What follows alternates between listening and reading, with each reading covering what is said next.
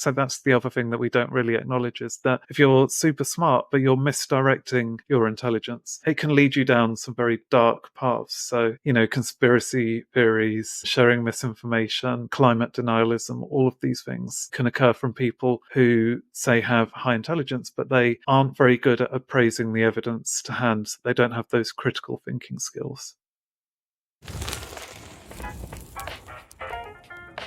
This week, I'm sharing part of my conversation with David Robson, who is an award-winning science writer specializing in the extremes of the human brain, body, and behavior. Now, David has previously worked as a features editor at The New Scientist and as a senior journalist at the BBC. He's the author of 3 awesome books, one of which is coming out soon. So he wrote The Intelligence Trap, The Expectation Effects, and The Laws of Connections. Now, in this part, you're going to hear David and I talking about how outdated science can mislead us. We talk about the replicability crisis in behavioural science and beyond. We talk about how scientific information can get distorted and the importance of good science journalism. And we talked about the problem with IQ and how it's measured and how intelligence can often fail us or even be a trap. Then we talk about the importance of intellectual humility and something David calls motivated reasoning. Now, this was a really awesome episode, and don't forget to look out for the other parts of this that will come out later. You can get the full show notes, the transcript, and read my newsletter at theknowledge.io, and you can find David online on Twitter at D_A_Robson. Now, I wanted to say a very special thank you to everyone that has left a review so far for this podcast. From any episode, please do feel free to leave a review wherever you listen to podcasts. It helps us so much.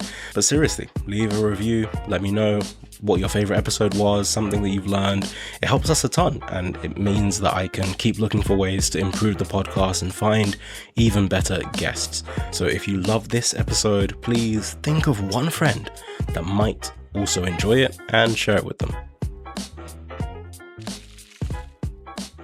The first thing I wanted to ask you actually is about your career so far, because funnily enough, I think that there would be some people that might say you're kind of regressing in terms of your commitment to hard science, considering that you studied maths at Cambridge and you've kind of gone from, doing maths at Cambridge to maybe doing things that are more related to economics and behavioral science. And I know that very often people talk about, pure maths or pure physics or something like that. And then you go down to economics and then down to social sciences. Yeah, I mean, I suppose I have to say I do have some colleagues who might think I've sold out a little bit by doing kind of psychology and then social psychology in particular. Obviously, I do think that's quite unfair. It's kind of besmirching what's actually turning into a very robust discipline. I think social psychology is such an exciting area of research now. But yeah, I started out with maths, so I was interested in kind of theoretical physics during my degree, but also medical statistics. And that's really what I've brought with me to my career as a science journalist, is that kind of rigor in understanding, what scientific papers are telling us, how to read the data, what to believe, what not to believe. So there's not such a disjuncture as it might first seem. So funnily enough, I mean, as I've grown older, I have appreciated maths more and more. Not that I actually want to do it. So I think, so funnily enough, your journey kind of encompasses both myself and my dad's, where my dad did study maths at a number of universities. And, I think he had an offer at one point to do further research at Oxford. And I don't know what further research in maths actually means, but practically speaking, I think, I hadn't been super interested in maths early on. And I probably gravitated more towards, I studied economics, and then I've been interested in psychology and behavioral science, etc. So a lot of that makes more intuitive sense to me. But I think we're also at a very interesting time in the progression of some of those fields where, and maybe we can talk a bit more about this later, but, you have things like replicability crisis. And I think with some institutions, they're going through a period where people are questioning, how much can we trust these studies that we've come to rely on? Maybe actually this is a decent segue to the intelligence trap. I think one that came to mind. So obviously a lot of the work of Dan Ariely is probably a decent example because he's been in the news relatively recently. Also, one of the examples that comes to mind most for me is something like Thinking Fast and Slow, which is a great book that I've now read. It's also one of these books where I think at the time it came out, it used a lot of science that was true at the time. And then since that time, we've discovered new things about psychology, about the brain. And so now some of the information in it is outdated. But that book has proliferated so much that so many people have read it. So people will continue talking about the lizard brain and ideas like this, ideas like that. And so there is an idea, and I think I've heard you talk about the Dunning-Kruger effect before, but there's a sense in which people have a false idea, not intentionally, but a false idea of how much intelligence they really have. And people think they know things because they've read certain books, but the books themselves may be out of date. And so you're relying on something that no longer exists in a sense. Yeah, totally. And I mean, this goes way back. So one of my kind of interests has been looking at the psychology of language. And, people are still reading Steven Pinker's The Language Instinct. And so much of that is out of date, as it would be. It was science progresses, and it's now been about 30 years since that came out. It's very natural that our understanding of the brain would have evolved in that time. Similarly, like with thinking fast and slow that you mentioned, what I think is interesting with that is that actually a lot of the behavioral economics, especially Daniel Kahneman's work with Amos Tversky, is that that has been really replicable. Like, people don't really question a lot of those biases.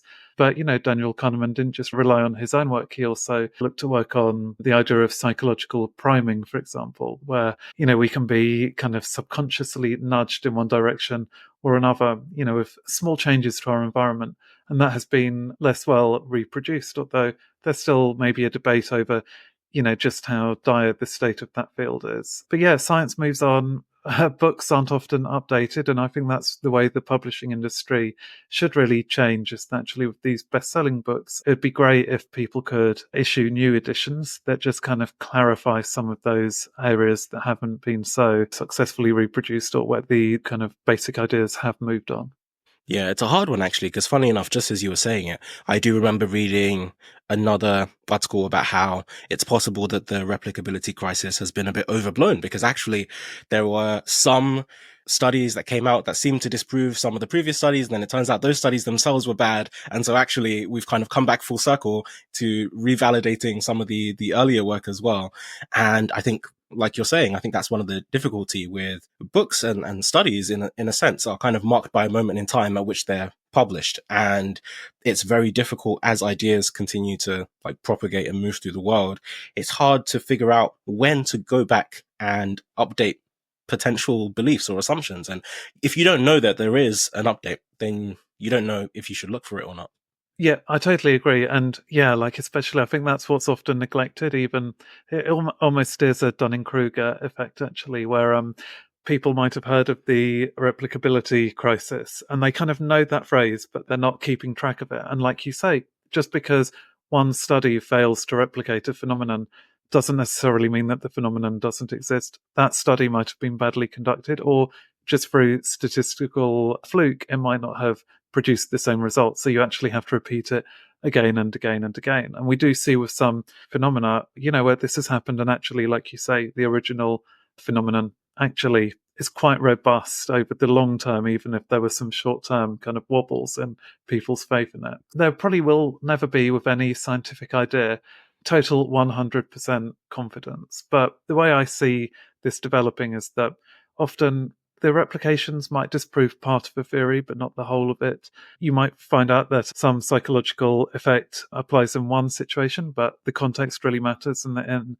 in another situation, it can't be replicated, and in another, it can. So, I think we're getting a much more detailed view of human psychology here. And I love that, actually. The human brain isn't something like, it's not this kind of mechanical system that has these kind of physical laws that will always occur, no matter where you conduct them. Like, we're very complex. There's so many different psychological forces that are competing that I think it's totally to be expected that this complexity will then emerge in the science as we do more and more research. I actually wanted to ask you one more question that's kind of on this track that just came up from what you were saying now.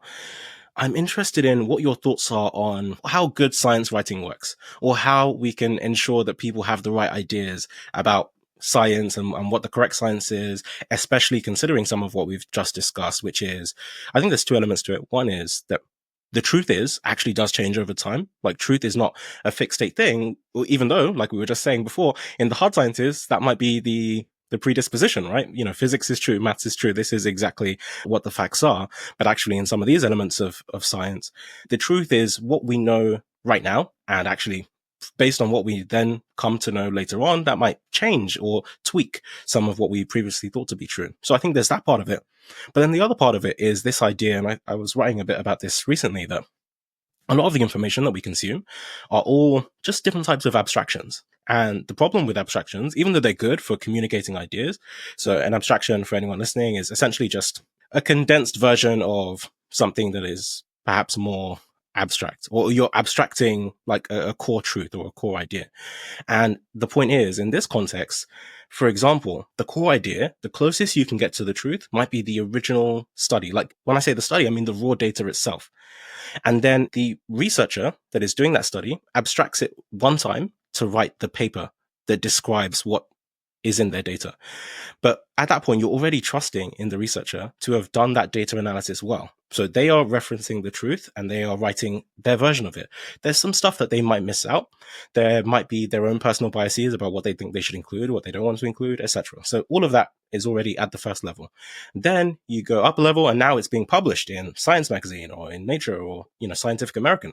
And at this point now, you're going through, there's been a peer review process. There have been editors. Someone has decided what to show the wider masses and what not to show people. And there are papers that might be submitted that they might say, actually, we're not going to put this in this edition, and so on. And then you go up a level from there, and maybe it's a writer like you, or, it's someone else writing a book. And then they are referencing the study that came out in this editorial. And so you can see as you go along, and then by the end, it's someone listening to me on a podcast and I'm referencing some study that I read about in a book, and the person that wrote the book read about it in the paper, etc. And so because you have this chain that by the time it gets to the average person, it's been filtered multiple times, and I might make mistakes when I reference a study, and the same might happen at any one of those levels. It's hard to figure out how much truth gets lost as the information gets passed along. And the reality is that most people don't want to read the original study. They're not going to go through the data and figure out for themselves, is this actually true? Does this actually make sense? And so, yeah, I just wanted to get your thoughts on that, particularly as we, I think, societally, imagine now we're moving to an age where people might just rely on AI. So in fact, they might not read a book in the first place, or they might not read a blog post in the first place. They might just type a question into an AI, and the AI is just going to say, well, this is what I found on a blog. And who knows the provenance of that information or how much of it is true, etc. Yeah, I mean, definitely with the current state of technology, relying on an AI for factual accuracy is a terrible idea. But yeah, I think you're totally right. When I feel like I'm this kind of middle step between the kind of science and the public, I take that responsibility very seriously. So in my own writing, I always go back to the original papers. So I don't rely on the press releases. I don't rely even on my interviews with the scientists as my kind of primary source, although I do interview the scientists. But, when I'm quoting a study, I go back to the paper to check that I understand fully what the methods were, what the results were. And then I'll try to confirm my understanding with the scientists themselves. I'll look at those other secondary sources, maybe to get some interesting, like contextual information about, the inspiration for the study, but never the actual kind of phenomenon that I'm describing, not the scientific phenomenon. That has to come from the paper itself. And I'll kind of analyze the results. I'll look at, what the p-values were. P-values, for listeners, that's just a kind of statistical measure that we can use. And that essentially tells you how likely it is that the result is really robust and isn't just the result of some kind of random fluke that might have produced the observed result. So it's very important that you take into account the p-values. And, they cover a huge range, but essentially the smaller the p-value, the more faith you can have in a result. And I try to discount anything that doesn't have like really good p-values. So yeah, I'm quite a nerd in that way, and going back to the data and the analyses that have been presented. And then I think even, with that in mind, I also then try to look at results that have already been replicated multiple times. And I try to incorporate the nuances that might come out of that as a kind of part of the storytelling. So I think there's always a temptation with science journalism, it's to paint an overly simplistic picture. But actually, I think the interest is often in looking at, when does a psychological effect occur and when doesn't it? And, I think readers respond to that. They actually have more faith when they can see that you're kind of paying that due diligence and that you're not this kind of snake oil salesman who's just trying to sell your book rather than present the actual complex truth to them. And I think people do really appreciate that. Hey, we'll get back to the episode in just one moment, but I wanted to tell you very quickly about my newsletter. I started sharing everything I was learning online and a few thousand people came along for the ride. I send 3 regular emails. Brainwave fortnightly on a Tuesday, which is about the intersection between technology, philosophy, and psychology. Then every week on a Thursday, I send Revelations, and that's about creativity and productivity. And then finally, every other weekend, I send Wayfinder, and that's about decision making. So people in the audience actually send me really tough problems that they're working through, and I help to deconstruct them using mental models and decision-making frameworks. So if you'd like to subscribe, you can join me and over 20,000 incredibly driven people at theknowledge.io. Okay, back to the episode. So let's talk a bit more about the intelligence trap and the concept of intelligence more broadly. I would love if you could explain or describe, what intelligence is and perhaps maybe some of the history of how IQ has been measured or how intelligence has been measured in a sense. Because funnily enough, referencing our conversation up until now, I find it such an interesting field where there can be so much data and so many studies, and yet people still draw remarkably different conclusions about what this is and what it's like and how to measure it. And it's fascinating how so many different versions of the truth can exist at once that doesn't really apply in some other types of science or some other fields. Yeah, totally. I mean, it's very much open to interpretation. Broadly speaking, I think for most psychologists, they would understand that general intelligence is this kind of underlying processing power that the brain is meant to have. And it's a general intelligence because it's meant to apply to lots of different skills. And this can be seen in so many studies. It's one of the best replicated results in the whole of psychology, if not science, is the fact that in general, when you give these cognitive tests that look at different specific abilities, so nonverbal reasoning, vocabulary, mathematical ability, short-term memory, all of these kind of skills that could be seen to be independent, what you do find is that there is a correlation between them for most people. And that factor, we call it, is meant to be the general intelligence factor. And that seems to correspond to anatomical differences in, say, the brain's wiring. For people with higher IQ, the brain's wiring just seems to be a bit more efficient. There's kind of more, I think it's fair to say, more long distance connections between different brain regions that can allow messages to be passed across the brain more quickly. And then that can help you to perform those kind of abstract tasks that we've spoken about, to learn quickly, to see patterns quickly. So that definitely does exist. Where I think there's a lot of debate is, well, how important is this general intelligence factor? IQ definitely has real world consequences for, say, how well people do at school. It's one important factor that can predict academic success and to a certain extent success in the workplace, especially in more academic disciplines. So say something like being a lawyer, being a doctor, for example. So it does matter, but I think lots of scientists in the past had spoken about this as if IQ is the only factor that really matters, or the predominant factor that matters.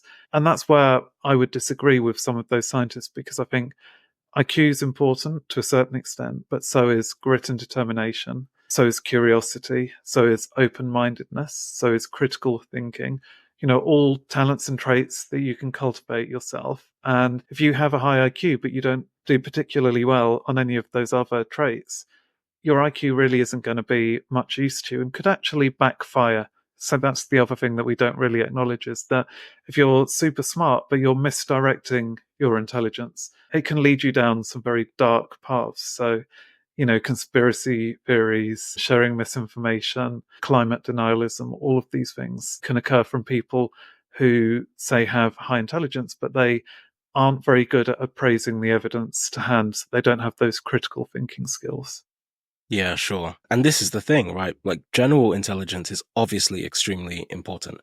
I think the problem is either in how you apply it or the extent to which it does actually apply and is useful in different contexts. Because, for example, just going off of what you were saying, I think one of the fascinating things is that it's easy perhaps to extrapolate and say, oh, if you have a higher IQ, of course you're going to do better at school, of course you're going to do better at work, or you're going to be better at solving certain types of problems. But I don't think in reality that's always the case. And the reason is because at work, it depends on the kind of work you do.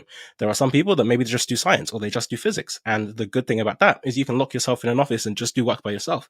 And actually that makes it extremely easy to only deal with the problem. And so you are just applying your general IQ to a fixed space, and it doesn't have as many external variables, and that's actually quite fine. But the reality is, for a lot of other people, their jobs involve dealing with people, and actually that's a whole different skill set in terms of how to deal with people, how to deal with things and objects and other things in the real world. And if you are not personable, or if you're not good in other ways, then that intelligence is not necessarily wasted, but you can't just assume that you're going to be able to maximize your effectiveness in some other domains.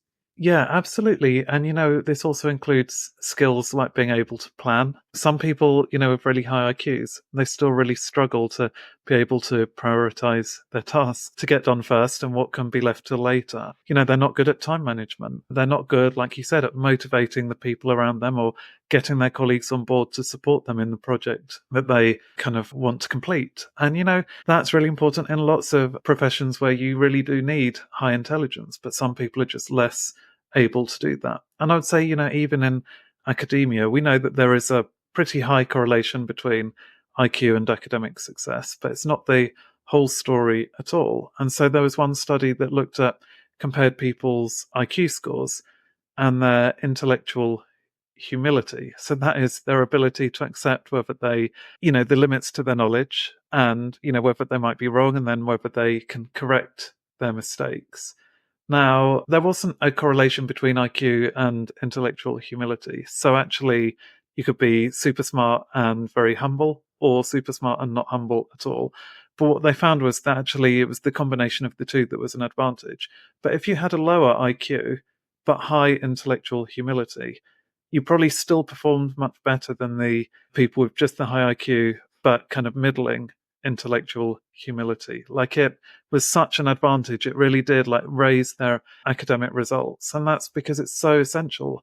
You can make up for having slightly slower processing if you're the kind of person who's constantly correcting themselves, finding proactive ways to boost the amount they're learning, who's constantly curious about the world and wanting to kind of fill in those gaps in their knowledge. So I still think that we've very much overestimated the importance of IQ in our society as a whole. We've really neglected all of these other cognitive traits that are so important for success in so many different domains.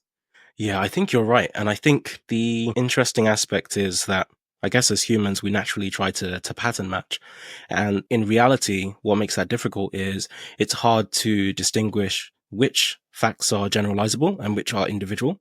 And there are a lot of things we try to generalize. And there are a lot of things we try to say, oh, okay, Elon Musk acts like this and he is this successful. That means if I do this, then I will get that. Bill Gates was really smart and he dropped out of Harvard. So maybe if I do that, then I'll get that. And there's obviously the immediate problem there that, making a plan that involves you having to be Elon Musk already kind of invalidates whether or not it will work for you. But also it's the fact that a lot of these people, Steve Jobs, I think is a quite common example where on one hand, he had many brilliant qualities, but then maybe in the personal side of his life, from some of the people that have something to say about that, it might not all be great also. But there are a lot of those people that perhaps they are great in spite of those things, rather than those things actually having some positive correlation. And I think just like what you were saying about the correlation between some humility as well, it's actually something I was thinking about recently in a sense. And I guess it does make sense to me what you're saying, that they are uncorrelated, because what came intuitively to me as I was thinking about it was that having a higher IQ, and this could be wrong, this is just my personal interpretation, but I had thought that having a higher IQ, one of the benefits is that it actually helps you to realize how not smart you are, at least in my personal experience. But perhaps in your book, and I'd love if you could come back on this, I think there's a balance where sometimes there are some people, and maybe this is a little bit of Dunning-Kruger effect, they don't know enough to know what they don't know. And they just have a very simple abstracted view of the world or of a particular thing. And to them, that's all there is. And so if all I know is this, these are all the facts that I have. I can draw an assumption based on those facts, and that is the truth. But actually, if you had maybe some more intelligence and you had more data points to match, you might realize that actually there's a whole additional world of stuff. Not only does this person not know, but actually more than perhaps I already know right now. And I can draw an inference based on the amount of information available to me now, but there is an even wider world of information that I don't yet know. And that's what came to me, but I think that might not always be the case. Yeah, I mean, I think you're totally right that the relationship between intellectual humility and intelligence and expertise is really complicated. I don't think there is a simple correlation, but I think, depending on where you kind of lie on the spectrum of intelligence or expertise, you might find that your intellectual humility is higher or lower in almost in a U-shaped curve. So what I think the research I've looked at showed is that, say, people with kind of lower education, lower expertise, lower intelligence, you're right, they might have this kind of completely unfounded confidence that relates to this Dunning-Kruger effect. They don't know how much they don't know, essentially. Like, they just assume they'll like ace a test on a subject that they haven't even explored at all. Then once you start building up your knowledge, you begin to recognize that it's actually a lot harder than you initially thought. Then you can get to kind of a later stage where you kind of have mastered the discipline. And so you probably do have at that point, a good idea of kind of where you stand compared to your peers. But it can lead to this sense of earned dogmatism. You've kind of got your credentials now, you've passed your exams. You start to become closed-minded because you almost believe that you know everything there is to know about the subject. And so that can make you a lot less flexible in your thinking when new evidence comes along, because you kind of think you don't need to read it anymore. You assume that kind of if you've got like a degree or a higher degree, you assume that the field that you studied stopped as soon as you stopped studying it. And that is a big problem. Like, I don't think there's any discipline actually that isn't still developing and developing very quickly. And if you're just going to turn your mind away from all of the kind of new thinking, new evidence, that's a serious problem. And we call that earned dogmatism. And you can sometimes see it with political pundits who they might have had some success in the past, and then they assume that, their intuition is just always going to be perfect. They get really entrenched in one kind of theory of politics, for example, and they just won't listen to any evidence to the contrary. And so that's how people like Philip Tetlock, when he conducted research looking at how accurate political pundits are at predicting world events like election results, he found that they were often no better than chance. And for one subset, when he looked at their linguistic analyses of the words they were using, found that they were especially dogmatic. He found that those individuals, those overconfident individuals, were actually worse than random predicting the results of elections. So he said you might as well have had chimps throwing darts at a dartboard to predict like world events rather than relying on those points of view. So yeah, I think there's this kind of U curve that we need to be aware of. But if you have high intellectual humility, I think at any stage of that process of mastery, you're going to have an advantage, because if you're always aware of the limits of your knowledge, always questioning yourself, always looking for confirmation for what you do know, and also trying to interrogate and kind of push at those beliefs to find out if you can find any evidence to the contrary, I think in those cases, you're always going to be ahead of your peers, really. Yeah. And I think the thing is, expertise can be a trap in a number of ways. Funny enough, just as you were speaking, it reminded me of, I think it was a study where they got some people to play a game. I think it was bridge or bowls, some game that's played on a green where you roll a ball. I think there's a few different ones that are kind of similar. But the point was, they had some group of people that were experts at this game, like high ranking people that are really good at this, and then some that were complete novices. And they get them to play, and then they change one rule just very slightly. And suddenly the people that are experts, they actually play this game professionally, are no better than novices. And it's because like they are good specifically within this fixed domain. Like when they know these rules work like this, then they know how to exceed within those boundaries. If you take away some of those boundaries and suddenly the game is a bit more wild, then the expertise doesn't necessarily transfer. And I think the same is true of, you've written about this in your book, but it's this idea that very often our intelligence or the expertise that we have doesn't necessarily transfer across domains, but people act like it does. And even within domains, I think that someone might be specifically a theoretical physicist, and then they will ask them on TV about politics, or they will ask them about something else because, oh, this is a smart, intelligent person. Of course, they will have some great things to say about this other domain. And I think because we trust and know that they are smart, at least in some capacity, it's easy to then assume that they will also be smart about other things, but the reality isn't always so.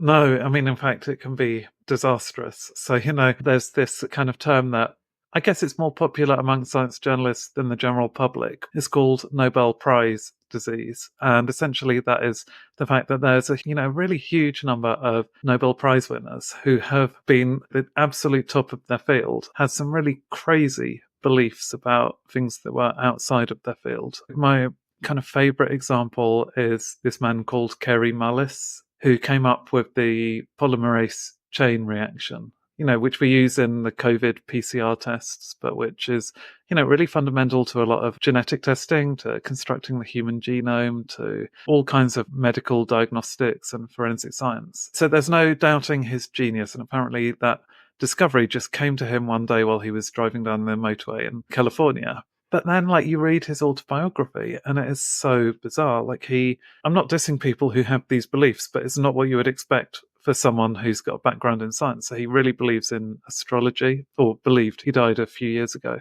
He believed in UFOs. He denied climate change. He denied that UFCs were causing damage to the ozone layer. And, we've got really good causal proof that he was wrong there, because as soon as we started using those chemicals, stopped using those chemicals, the hole in the ozone layer started to heal. He denied that the virus, HIV, caused AIDS, even though, again, there's so much evidence there, good causal evidence, that when you treat people with drugs that suppress the virus, they don't develop the symptoms of AIDS. He seemed to, almost because of his brilliance, he would jump to a conclusion, and then he was so certain he was right that he would defend it against any criticism, often using all of these kind of logical traps and rhetorical fallacies that weren't nearly as intellectually rigorous as he thought they were.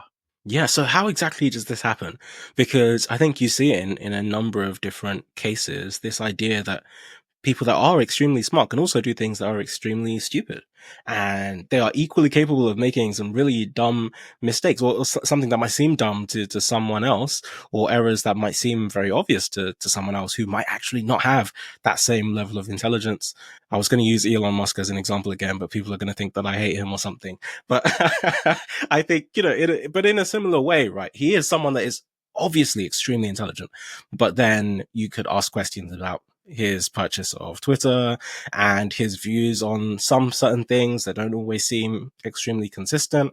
And sometimes he might be talking about something that you would assume he does know about, and maybe he's using the wrong terms or he's saying the wrong thing. And you're like, I mean, I, a layman, know, know that that's not the case. Why do you think this is true? So what happens there that I guess maybe there's two forms of it. One is like genuine intelligence, where we're talking about, okay, people that are extremely intelligent, why do they make some of these mistakes? And then the other part, maybe I would make a distinction in just people that are very learned, right? Where you have people that are smart because they've studied, not necessarily because they just have a super high IQ, but they can also fall into the same traps, and they've had great education, but they're making some of the same mistakes as well. Yeah, so I mean, I guess we've spoken about a couple of phenomena that feed into this. So there's that earned dogmatism. I said, I think if you've had one big success, rest on those laurels, and it stops you being as rigorous and careful and conscientious as you would have been at the start of your career. But I think here, with all of these examples, what's really happening is motivated reasoning.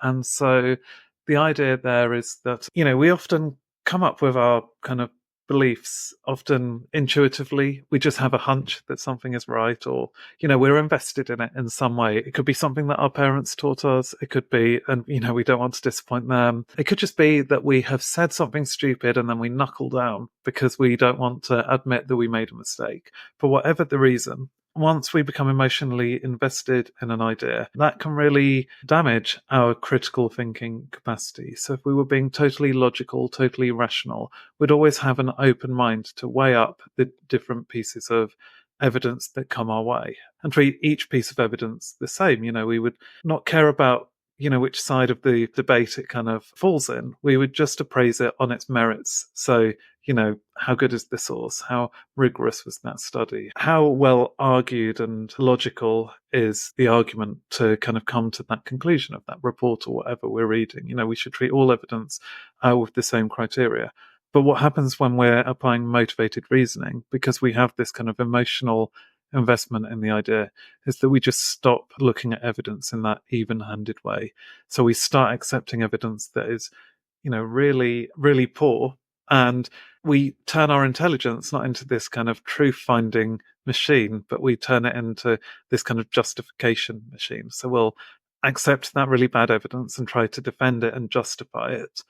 Then we'll look at a really good piece of evidence that contradicts our belief, and we'll use our intelligence machine to tear that to pieces and to justify why we are right, even though there's that evidence right in front of us that shows that we might not be correct. So we're only applying our intelligence just to support and justify our point of view rather than for actually finding the kind of deeper truth behind this. That's what motivated reasoning is. And yeah, like you say, we could apply that maybe to some of Elon Musk's decisions, to that guy Kerry Mullis who I mentioned, to lots of politicians. It's undoubtedly relevant. But my favourite example is the writer Arthur Conan Doyle. He wrote the Sherlock Holmes books that really demonstrate a very good understanding of logical deduction. Sherlock Holmes specifically talks about not coming to a conclusion before you've analysed the evidence, rather than analysing the evidence based on your conclusion.